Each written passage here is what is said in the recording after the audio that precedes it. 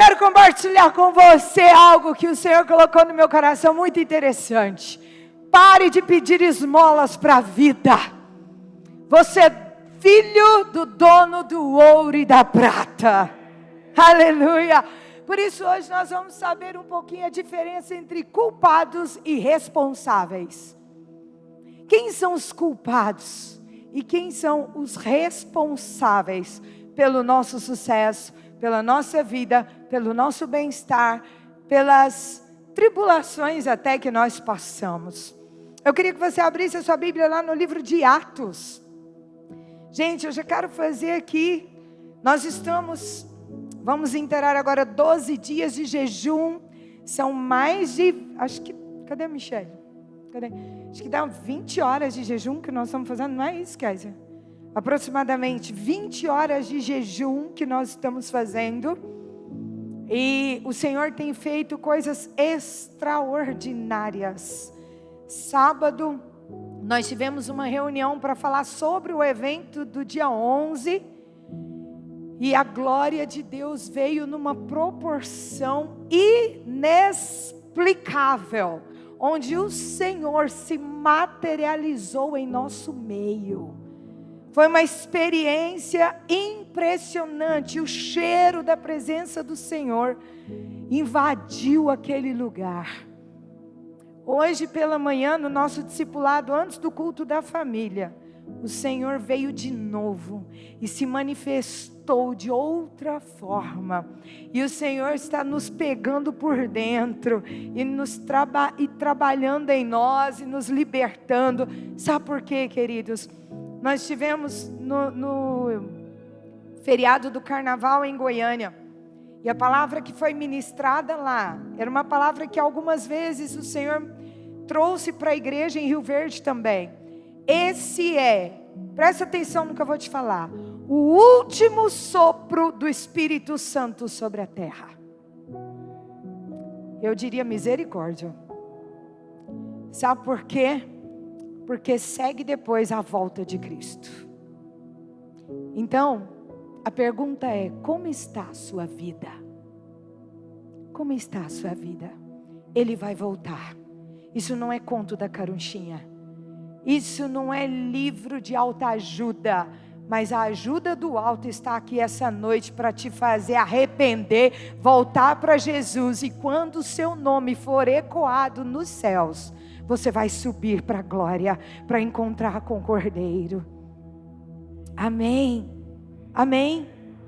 Então eu quero falar de um homem que se sentia culpado, mas encontrou com o autor da vida. Abre lá em Atos 9, verso 3, por favor. Diz assim a palavra: indo no caminho, aconteceu que chegando perto de Damasco, subitamente o cercou um resplendor de luz do céu. E caindo em terra, ouviu uma voz que lhe dizia, vamos dizer juntos, 1, 2, 3 e... Saulo, Saulo, por que me persegues? E ele disse: quem é, Senhor? E disse o Senhor: eu sou Jesus, a quem tu persegues. Duro é para ti recalcitrar contra os agrilhões. E ele, tremendo e atônito, disse: Senhor, que queres que eu te faça?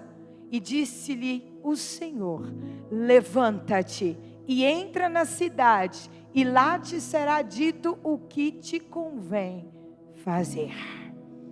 Repita comigo: tudo o que Deus quer de mim é que eu me levante. Acabou o tempo de se deitar, queridos. É hora de parar de achar culpados. É hora de ser responsável pelas nossas atitudes e escolhas. A nossa vida é feita de escolhas. Mas tem muita gente pedindo esmola para a vida, porque não assume as escolhas que faz e esconde atrás de um personagem. Quarta-feira, nós tivemos um culto surreal também. Mas um culto muito diferente. Um culto muito resistido. E nós começamos a perguntar ao Senhor: o que é que está acontecendo? No final, a unção rompeu, a unção sempre vai vencer.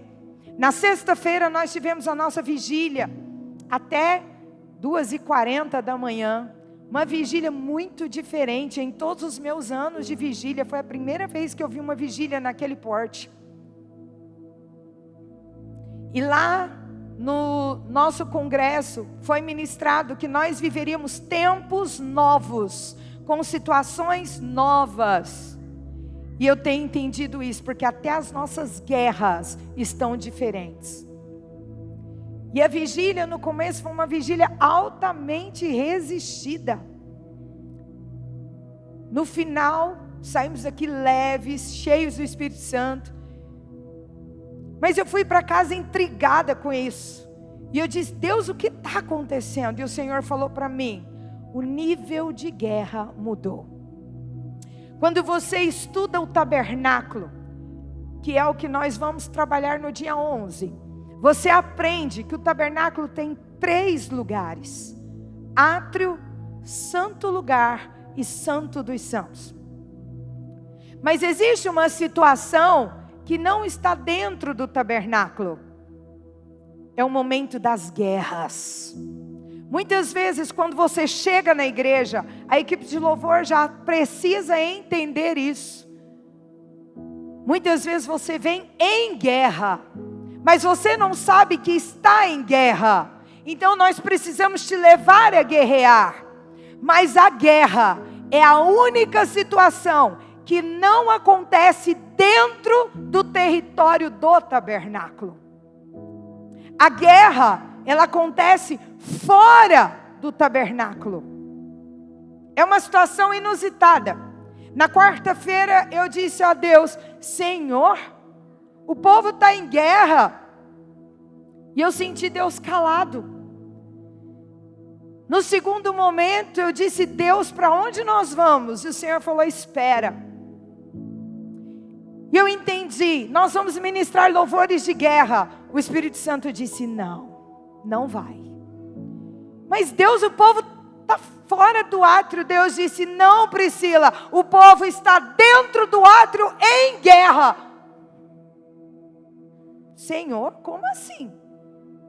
Aí o Senhor disse para mim: as guerras mudaram.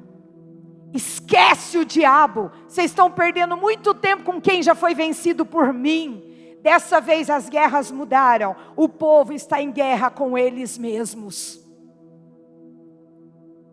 E o Senhor me disse: o ser humano entrou em conflito com eles dentro do átrio. Travou-se uma guerra pessoal. Falei: meu Deus, e como é que vence isso?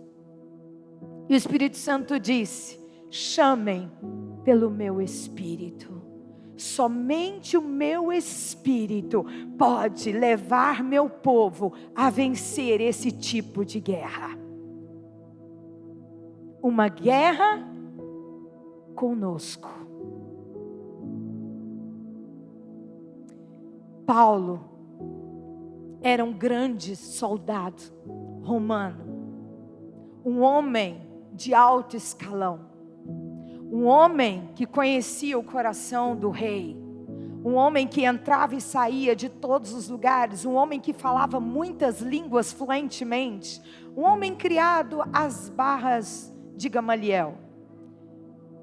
Isso significa, se fosse no tempo de hoje, que Paulo foi um homem mais ou menos formado academicamente em Harvard. Paulo teve muito acesso ao conhecimento. Paulo era muito culto, muito estudado.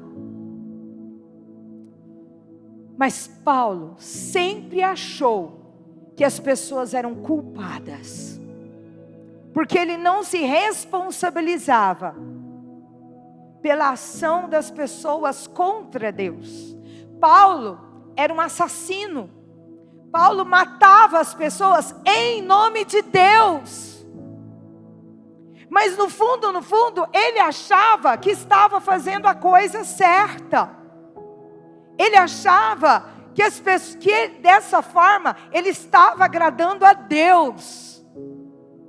Quantas guerras, quantas destruições foram feitas no planeta em nome de Deus, achando que estavam agindo de forma a agradar o coração de Deus.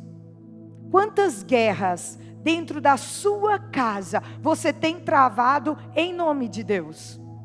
Pois eu vou te dizer uma coisa hoje: não é assim que você vai vencer suas batalhas. Quando Deus queria conquistar um território, Ele levantava um povo, treinava, capacitava e enviava. Deus não está fazendo isso conosco nessa época. E o Senhor me disse essa manhã: todas as guerras dessa geração serão vencidas através da busca do Espírito Santo e da ministração do amor que ninguém explica. Essa geração não conhece o amor. Muito se fala em amar, muito se fala em amor, mas ninguém conhece o amor. O amor tem nome e sobrenome. O nome dele é Jesus Cristo, o Senhor de toda a terra. Sem Jesus é impossível amar. É uma utopia. Essa talvez seja a geração mais utópica de todos os tempos. Uma geração que prega algo que não vive.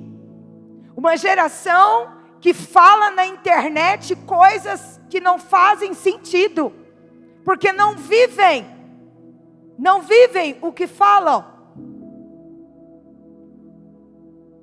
Quantas pessoas estão instruindo outras, sem ter padrão de aconselhamento para isso? Mas elas acham que estão fazendo certo. Elas acham que estão agradando a Deus dessa forma. Mas o tempo de esclarecimento chegou. E assim como Paulo encontrou a Deus no caminho de Damasco, o Senhor te trouxe essa noite aqui, porque está nesse lugar o sol da justiça.